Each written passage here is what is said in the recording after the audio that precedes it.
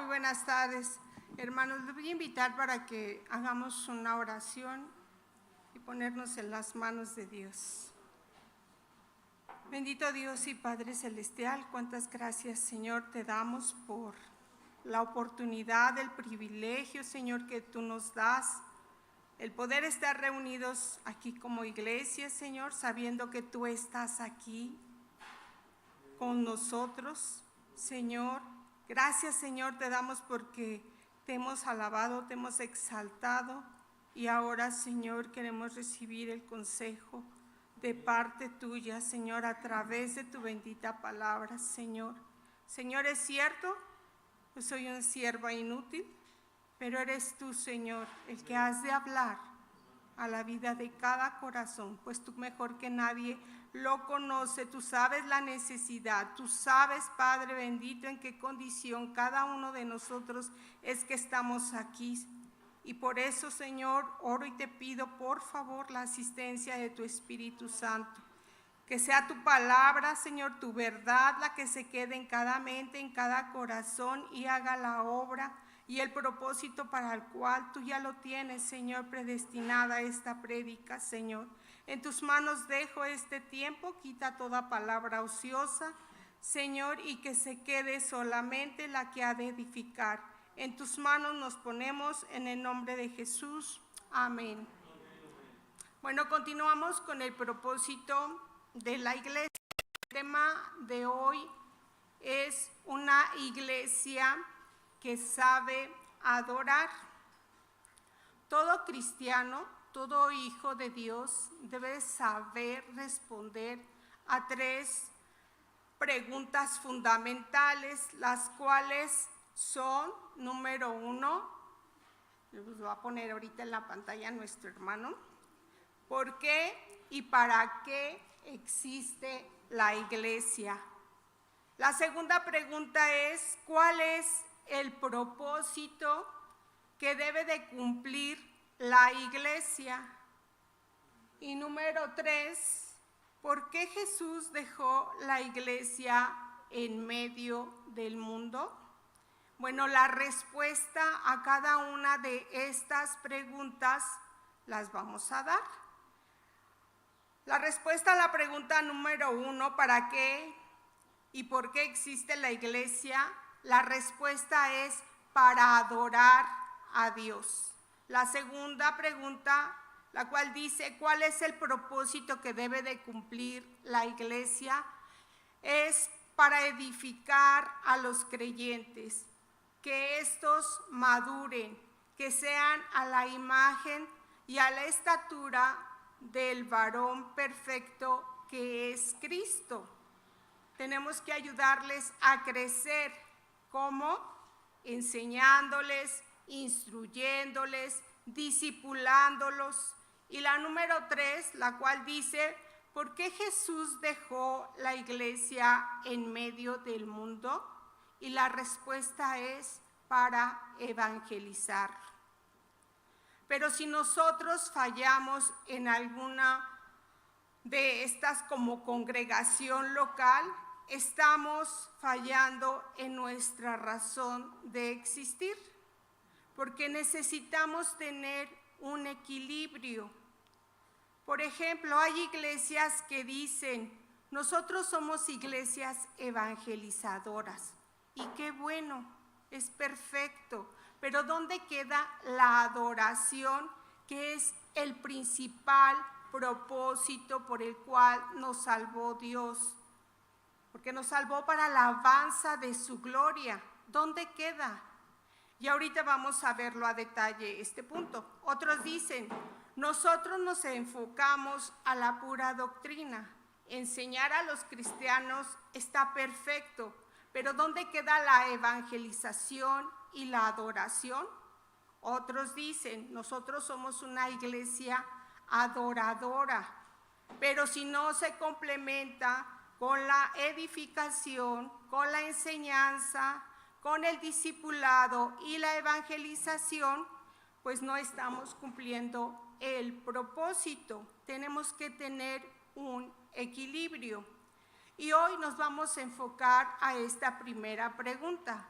por qué y para qué existe la iglesia. Y como ya dijimos, la respuesta es para adorar a Dios.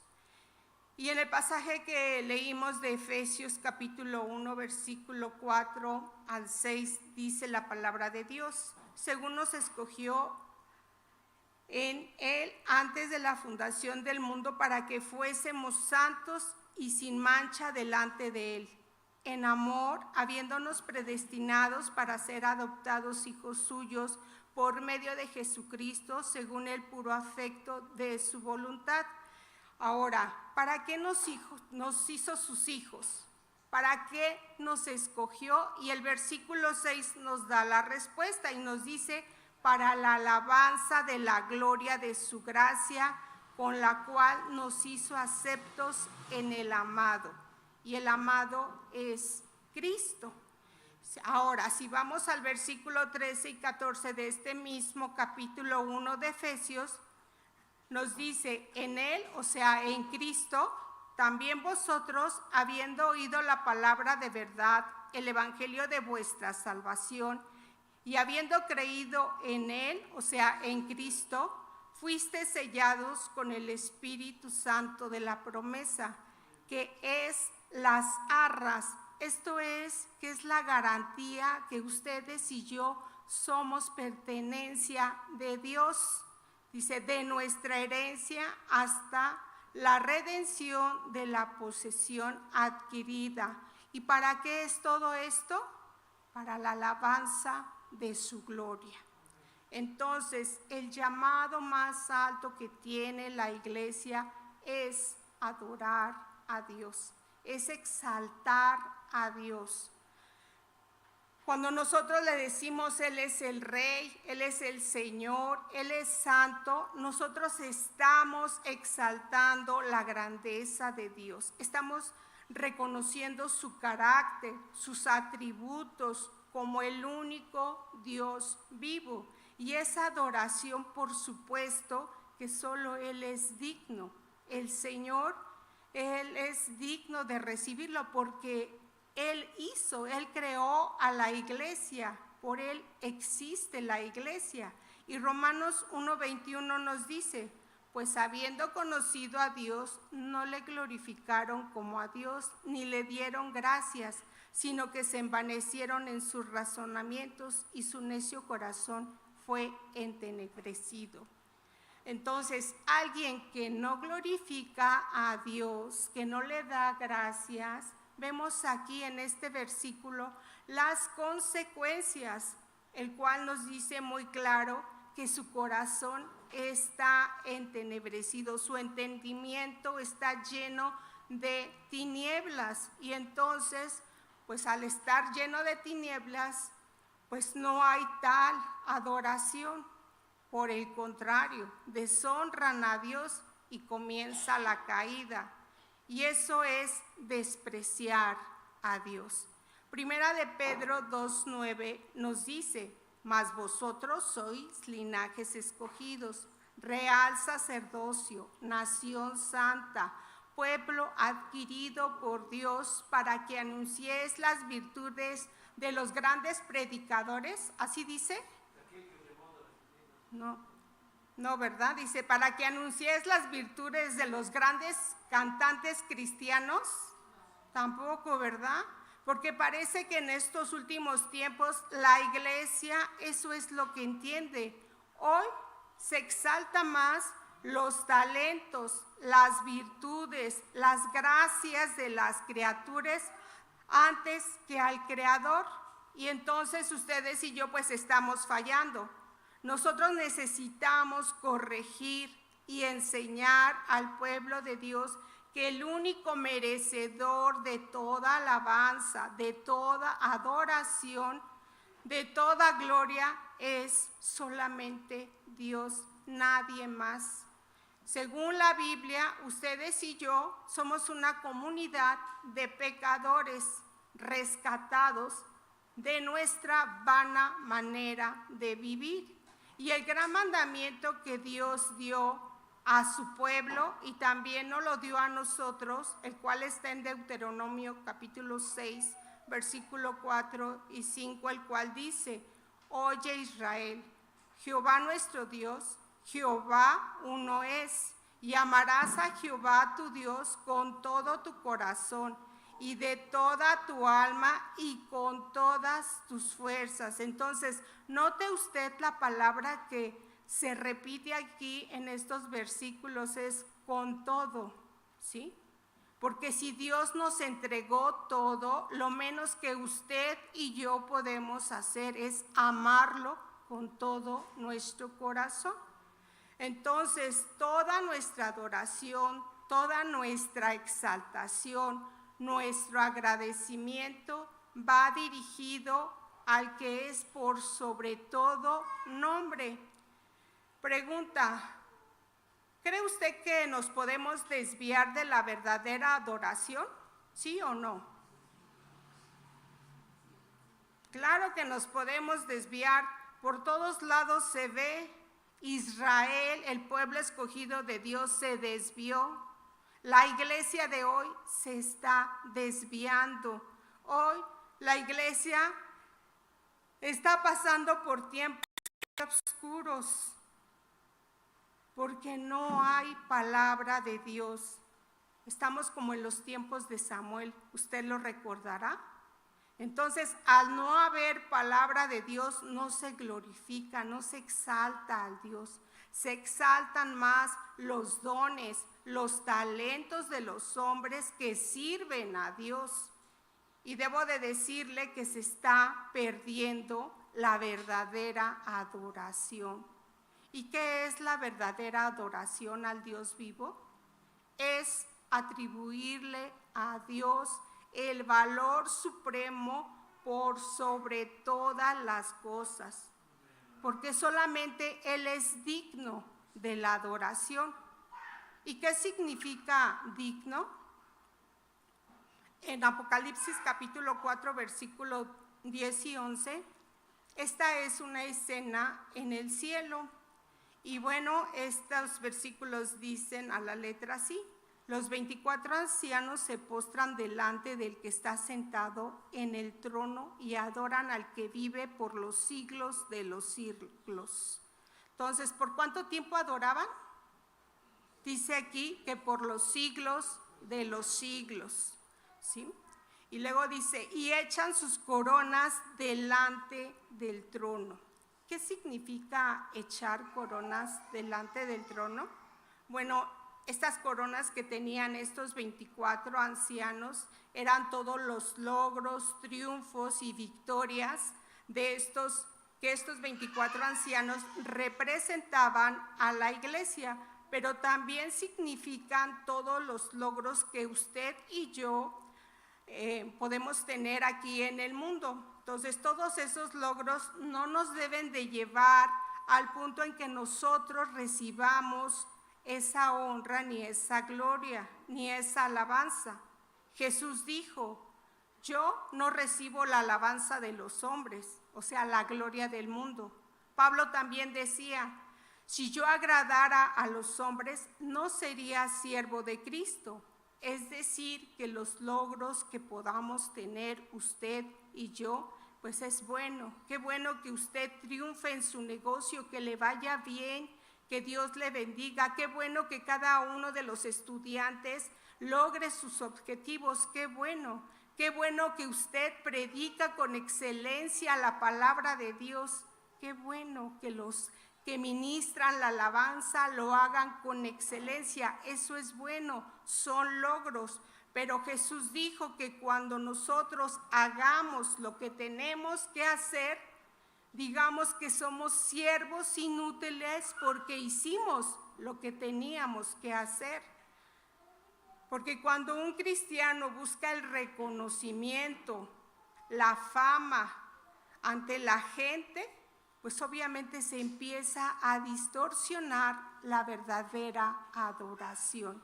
Entonces el versículo 11 dice: Señor, digno eres de recibir la gloria y la honra y el poder, porque tú creaste todas las cosas y por tu voluntad existen y fueron creadas. Y aquí entonces quiero resaltar la palabra digno, la cual aquí nos dice, eres digno de recibir, y esta palabra significa merecedor. Significa que Él es el apropiado, Él es el único para recibir esa alabanza. No hay otro merecedor, nadie merece nada. Usted y yo merecíamos la muerte, ¿no es cierto? Los dones y los talentos que Dios ha puesto en cada uno de nosotros es para que usted y yo ministremos el cuerpo de Cristo, y no para que nos enorgullezamos de ellos ni nos alcemos el cuello, no, ¿sí? El único que es digno de recibir toda la alabanza y adoración es Dios solamente. Él es el único merecedor.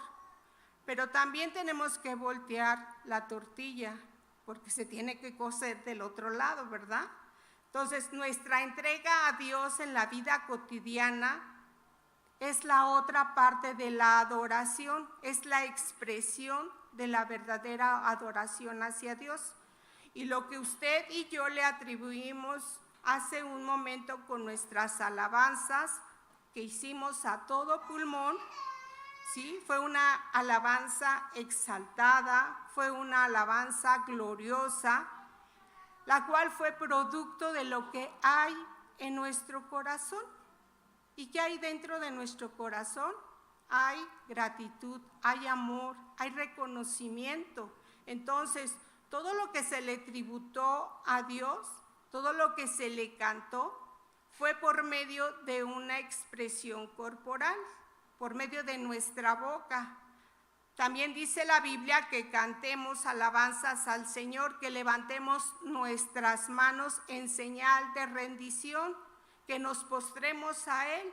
Todas esas expresiones son excelentes, pero también hay algo que tenemos que expresarle a Dios, porque si este nivel de expresión de adoración, como lo hicimos hace un momento, que le cantamos a todo lo que da y todo lo que hay en nuestro corazón, si esta adoración genuina no se complementa con nuestro estilo de vida, la adoración está incompleta. Y déjeme ilustrárselo con un pasaje del Evangelio de Juan en el capítulo 4. Usted ha de recordar la historia de la mujer samaritana, ¿sí? Que llega Jesús y se sienta a un lado del pozo, y luego viene esta mujer y ve Jesús a esta mujer y le dice, dame de beber, dame un poco de agua, y la mujer le dice, ¿cómo tú, judío, me pides a mí que soy samaritana? Pues judíos y samaritanos no se llevaban, ¿no? Y entonces Jesús le dice a esta mujer, mira, si tú bebes de esta agua vas a volver a tener sed, pero del agua que yo doy, de esa no vas a volver. Y entonces le dice, pues entonces dame para ya no venir aquí, ¿no? Por el agua. Y entonces en el versículo 16 al 18, Jesús le dice a esta mujer, ve, llama a tu marido y ven acá. Respondió la mujer y dijo, no tengo marido. Jesús le dijo, bien has dicho, no tengo marido, porque 5 maridos has tenido y el que ahora tienes no es tu marido. Esto has dicho con verdad. Y todo esto nos habla de una insatisfacción total, de una búsqueda de amor, de una falta de felicidad, ¿sí? Porque pues esta mujer no era amada, no era aceptada, y ella estaba pues con su conducta, estaba de alguna manera pues dando esa desaprobación que a Dios no le agrada. Y entonces en el versículo 20, la mujer samaritana pues obviamente se ve descubierta cuando ella siente la mirada limpia de Jesús, y cambia totalmente el tema que estaban entablando ella y Jesús, y dice, nuestros padres adoraron en este monte, cuando Jesús le estaba diciendo, tráeme a tu marido, ¿verdad? Y ella señala al monte de Samaria, pero luego también voltea la mirada y señala hacia Jerusalén y dice, vosotros decís que es en Jerusalén el lugar donde se debe de adorar. Y así está el mundo. Las iglesias están llenas de gente con religión que no adoran al Dios vivo, que viven vidas desaprobadas por Dios, pero creen que sirven a Dios. Porque ¿cuánta gente hoy en día no entra a un sistema religioso? Por ejemplo, con lo de la Cuaresma.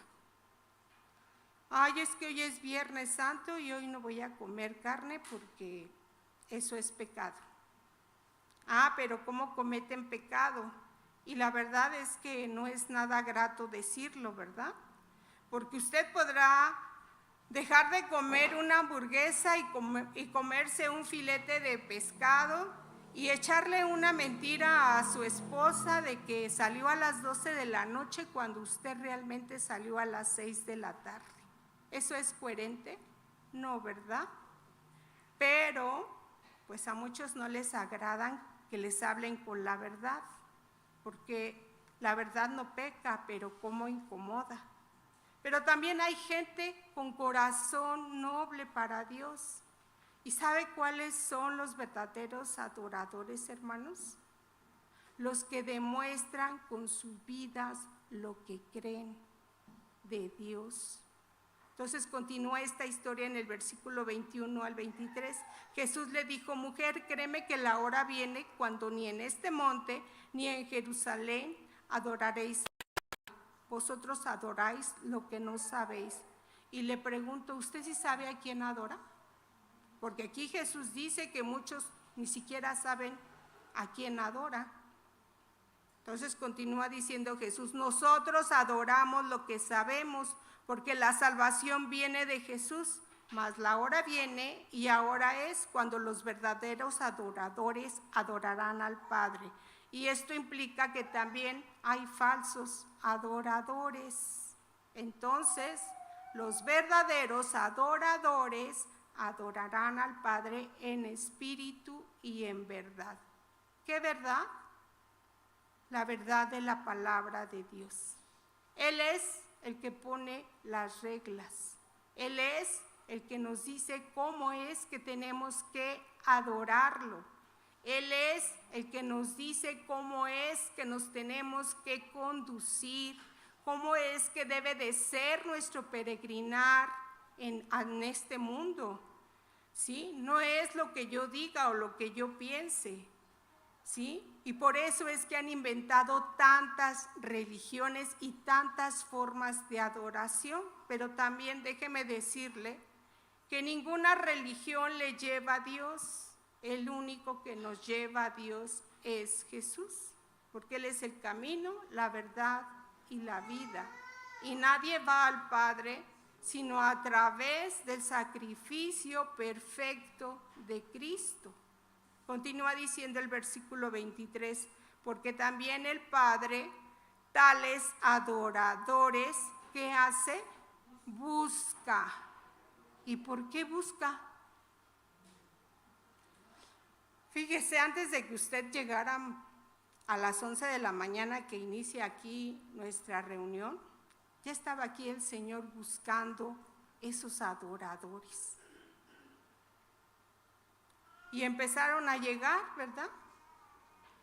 Y quizás a lo mejor el primero que llegó fue un joven y probablemente vio, porque Él sabe perfectamente qué hay en nuestro corazón. Y quizás vio en este joven, no, este joven viene a buscar a la chica de sus sueños. No. Y luego llegó otro quizás y dijo, no, este viene a otra cosa. Y quizás después llegó una mujercita y dijo, no, tampoco, ella no viene a eso.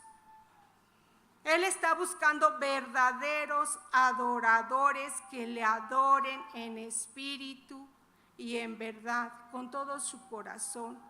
El Padre busca tales adoradores. Dios es espíritu y los que le adoran en espíritu y en verdad es necesario que le adoren. Porque el que es nacido de nuevo, dijo Jesús, que tiene esa necesidad de adorar. Y la otra parte de la adoración, ¿sí? Ella pues esta mujer le estaba diciendo a Jesús, ¿no?, que debían de adorar, a lo mejor él decir ciertos ritos, cantando, adorando, le estaba diciendo con ciertas prácticas al Señor Jesús, pero Jesús le complementa la adoración y le dice, pero yo quiero que tu vida tiene que ir a la par con lo que crees de mí. No sé si me expliqué cuál es la verdadera adoración, pero si aún usted todavía no lo entiende, lo vamos a ver a través de Romanos 12, versículo 1. Aquí dice lo mismo, pero con otras palabras. Dice este versículo, así que hermanos, os ruego por las misericordias de Dios, y esas misericordias de Dios son nuevas cada mañana, que se apiadó de nuestra vana manera de vivir y que nos rescató. Nos dice que nos presentemos nuestros cuerpos en sacrificio, número 1, vivo, número 2, santo, número 3, agradable a Dios, y número 4, que es vuestro culto racional. ¿Y por qué dice sacrificio vivo? Bueno, aquí alude al animalito que está ahí atado en el altar, que respira y exhala profundamente porque él ya presiente que lo van a matar, ¿no? Y permíteme hacer una analogía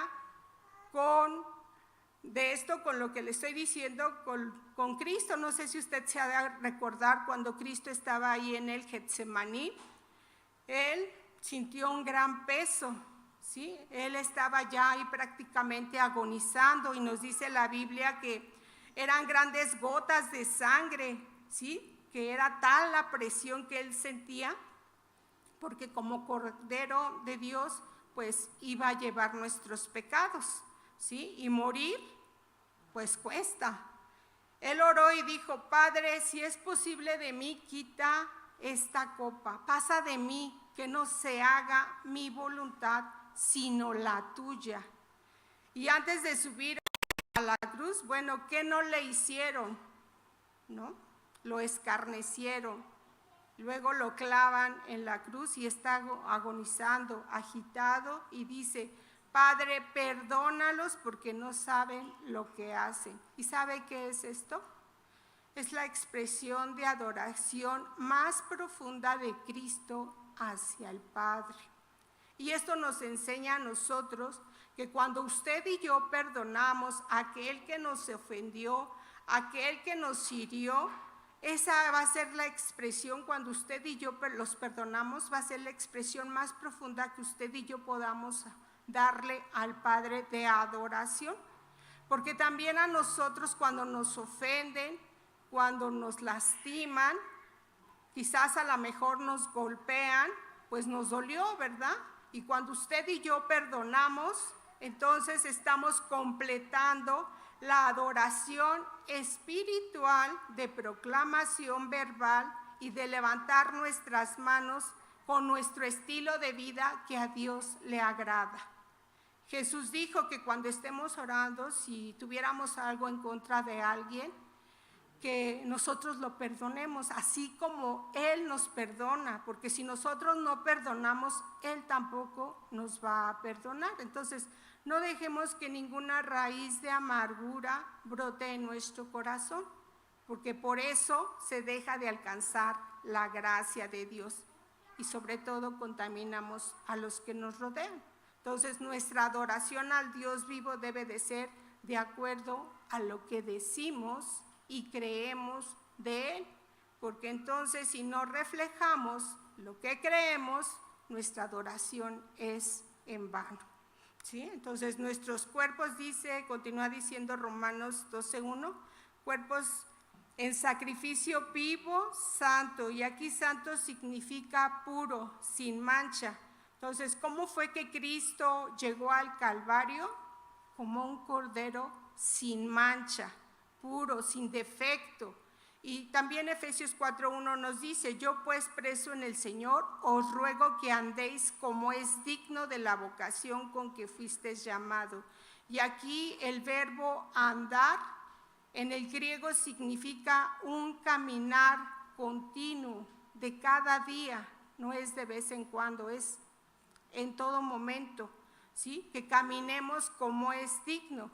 Y digno aquí es diferente a lo que significaba en Apocalipsis. Aquí digno significa peso y se refiere a una balanza que está desequilibrada y que para que nosotros la podamos equilibrar, por ejemplo, al poder pesar 1 kilo de maíz, pues tenemos que ponerle pues ese metal para que la balanza quede equilibrada, ¿sí? Entonces, porque si le quitamos ese metal, la balanza se desequilibra. ¿Y sabe qué significa aquí la balanza? Es el conocimiento de la palabra de Dios, las instrucciones bíblicas. Santiago lo pone de esta manera y dice, sed hacedores y no solamente oidores de la palabra, ¿sí? Porque el otro peso de la vida cotidiana son ese andar como es digno, como a Dios le agrada. Entonces, el conocimiento que ahora usted tiene de la palabra de Dios debe de ir a la par con sus actos, con sus acciones, con su obrar, para que tenga usted la balanza equilibrada. Entonces, ¿entendió usted lo que es andar dignamente? ¿Sí? Ahora, ¿cómo es andar digno? Efesios capítulo 4, versículos 22 al 31, aquí el apóstol Pablo nos dice, en cuanto a la pasada manera de vivir, despojaos del viejo hombre que está viciado, esto es, corrompido, conforme a los deseos engañosos y renovaos en el espíritu de vuestra mente. O sea, cambiemos nuestros pensamientos por los pensamientos de Dios para que podamos cambiar nuestra manera de vivir. Y el versículo 24 nos dice, y vestíos del nuevo hombre creado según Dios en la justicia y santidad de la verdad, por lo cual, desechando la mentira, hablar verdad cada uno con su prójimo, porque somos miembros los unos de los otros. Entonces, no seamos mentirosos, porque no hay ni mentiras blancas ni chiquitas, ¿sí? Luego versículo 28, el que hurtaba no hurte más, ya no trance para que avance, sino trabaje, haciendo con sus manos lo que es bueno para que tenga que compartir con el que padece necesidad. Ninguna palabra corrompida salga de vuestra boca. O sea, ya no se justifique y diga, ay, es que yo soy de Veracruz. No, sino que la que sea buena para la necesaria edificación, a fin de dar gracias a los oyentes, y no contristéis al Espíritu Santo de Dios, con el cual fuiste sellado para el día de la redención. Quítese de vosotros toda amargura, enojo, ira, gritería y maledicencia y toda malicia. Antes sed benignos unos con otros, misericordiosos, perdonándonos unos a otros, como Dios también nos perdonó a vosotros en Cristo. Amén. Entonces, termina aquí Romanos 12, dice entonces, presentando nuestros cuerpos en sacrificios vivo, santo, agradable a Dios, y aquí agradable significa apropiado para ofrecérselo a Dios. ¿Y qué le vamos a ofrecer a Dios? Nuestro culto racional. Y la palabra culto viene de la palabra griega que significa ministrar a Dios en adoración. Pero también habla de una adoración que no solamente es con nuestra boca, sino también es con nuestro servicio. ¿Y cómo servimos a Dios? Pues a través de nuestra vida. Pero también significa rendir homenaje. Y Romanos 1:25 nos dice, ya que cambiaron la verdad de Dios por la mentira, honrando y dando culto a las criaturas antes que al Creador, el cual es bendito por los siglos. Amén. Hoy se le da culto y homenaje a los siervos de Dios. Y esto es muy común. Los idolatran, les hacen homenajes por todos lados, ¿no? A los ministros. Y confunden la gimnasia con la magnesia. Ahora, ¿qué es racional? La palabra racional viene de la palabra griega lógico. Entonces, es ilógico desde el punto de vista, de acuerdo a lo que nos dice la palabra de Dios, que el hombre reciba homenaje. Es irracional que yo reciba alabanza de los hombres, o que usted y yo le demos alabanza y homenaje a los hombres, por más conocidos que estos sean. Es ilógico, es irracional. Y el culto racional, va de acuerdo al Evangelio de Cristo. Y Colosenses capítulo 1, versículo 15 al 18 nos dice: Él es la imagen del Dios invisible, el primogénito de toda creación, porque en Él fueron creadas todas las cosas, las que hay en los cielos y las que hay en la tierra, visibles e invisibles, sean tronos, sean dominios, sean principados, sean potestades. Todo fue creado por medio de Él y para Él. Y Él es antes de todas las cosas, y todas las cosas en Él subsisten. Y Él es la cabeza del cuerpo, que es la iglesia. Él, que es el principio, el primogénito de entre los muertos, para que en todo tenga preeminencia. ¿Y qué es preeminencia? El primer lugar en todo. Pero hoy los cristianos somos anoréxicos, somos light, ¿sí? ¿Por qué? Porque escasea la palabra de Dios. Y la invitación de parte de Dios es y seguirá siendo que escudriñemos la palabra de Dios, que volvamos a la palabra de Dios para poder aprender a adorarle al Dios vivo, que es proclamar sacrificios vivos espirituales, pero también que nuestra vida vaya acorde a lo que decimos y creemos de Él, ¿sí? Y yo no sé cuántos de ustedes toman este desafío, porque yo sé que no cualquiera lo toma, porque es un sacrificio vivo, y ese sacrificio vivo cuesta, duele, cuesta el ser santo, cuesta el agradar a Dios.